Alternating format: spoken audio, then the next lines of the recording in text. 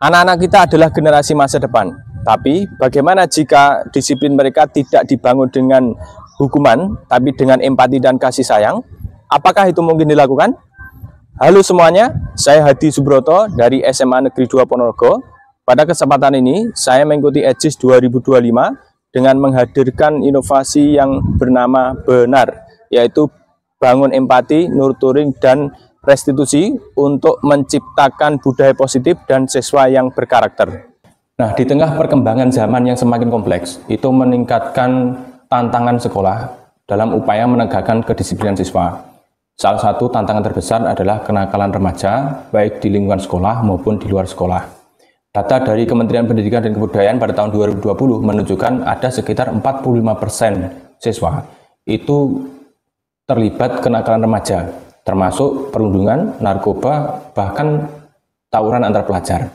Nah, dalam upaya menanggulangi masalah tersebut, banyak sekolah yang menegakkan disiplin itu menggunakan pendekatan keras dengan hukuman atau ala militer.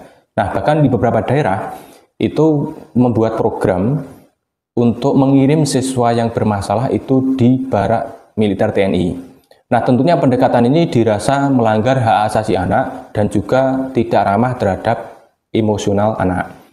Penelitian UNICEF pada tahun 2017 menunjukkan bahwa pendekatan disiplin yang keras itu bisa membuat trauma psikologis anak dan juga meningkatkan anak bisa bertindak agresif dan antisosial.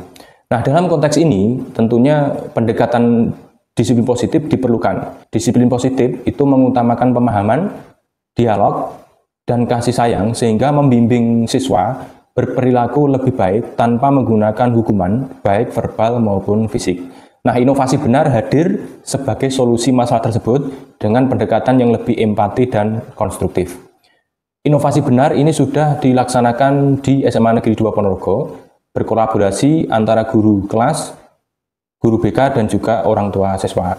Nah, guru kelas bisa menerapkan benar ini dalam proses belajar mengajar, terutama untuk solusi pelanggaran siswa terhadap keyakinan atau peraturan kelas, sehingga siswa bisa melaksanakan disiplin yang positif. Untuk guru BK menerapkan benar ini dalam proses konseling dengan siswa. Dampak penerapan inovasi di SMA N2 Ponorogo menunjukkan hasil yang memuaskan.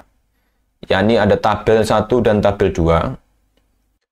Pada tabel 1 ada jenis pelanggarannya, yakni ketidakhadiran di kelas, keterlambatan ke sekolah, melanggar kesempatan kelas, ketidakjujuran, dan perundungan. Kemudian di tabel 1 ini adalah sebelum penerapan benar, di tabel 2 ada setelah penerapan benar.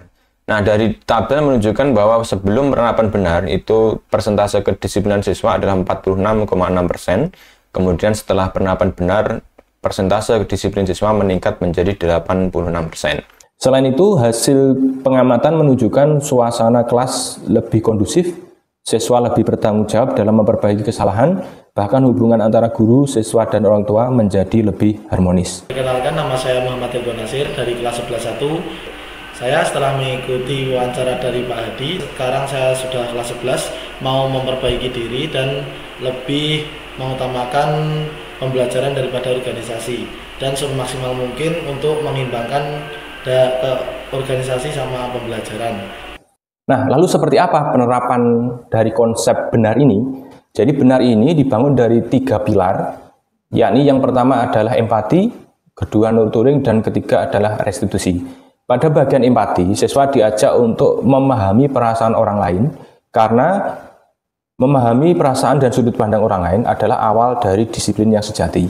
Nah, penerapan empati ini bisa menggunakan model role play, diskusi empati, dan juga literasi sosial emosional. Pada pilar kedua adalah nurturing atau pembinaan, yaitu disiplin itu bukan menakut-nakuti, tetapi membimbing dan mendukung. Nah, pada bagian nurturing ini dapat dilakukan langkah siswa diberikan bimbingan, perhatian, kemudian pertumbuhan karakter, pemberian positif yang konsisten. Bagian pilar ketiga adalah restitusi. Pada restitusi ini ada yang namanya segitiga restitusi. Di bagian sisi pertama itu adalah menstabilkan identitas. Pada sisi ini mengubah identitas anak dari yang gagal karena melakukan kesalahan menjadi orang yang sukses. Sisi validasi tindakan yang salah. Pada bagian ini, guru memahami alasan atau dorongan siswa melakukan pelanggaran. Sisi yang ketiga adalah menanyakan keyakinan. Pada sisi ini, guru membimbing siswa untuk menghubungkan tindakan pelanggarannya dengan keyakinan, nilai-nilai, dan peraturan yang dipercaya oleh siswa. Sehingga pada akhirnya akan muncul kesadaran siswa untuk berubah menjadi orang yang lebih baik atau yang dia inginkan. Untuk keberlanjutan inovasi benar ini, kami integrasikan pada kurikulum sekolah. Kemudian kami juga berkolaborasi dengan orang tua pada kegiatan Parenting Day. Selain itu, inovasi benar ini kami integrasikan dengan sistem tata tertib digital sekolah kami, sehingga data pelanggaran dan juga penerapan inovasi benar ini bisa dilakukan secara terstruktur, terdata, dan terintegrasi. Inovasi benar ini mudah dilakukan karena kuncinya adalah komunikasi, kolaborasi, dan konsistensi. Marilah kita bangun generasi yang berkarakter melalui empati dan kasih sayang. Semoga inovasi ini bermanfaat dan terima kasih.